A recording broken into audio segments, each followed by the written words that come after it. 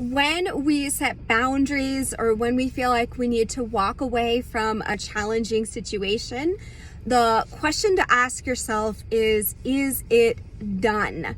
Right? Sometimes a boundary is being set so you can avoid feeling an emotion in response to something. Sometimes we're walking away from something that doesn't feel good.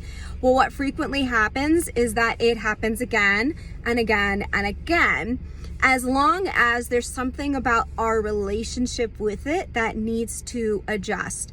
And it could be an emotional a feeling inside of us, a thought process in our head, and our relationship with it. So one of the things, if you're having trouble figuring out, of course, contact me and I can help you, but also just think of sending love to that thing. You don't have to love it, you don't have to like it, but when we put the energy of love inside of ourselves, no matter what's going on around us, that also dissolves the relationship with what is causing the pain and helps release that from our energy field. Blessings to you.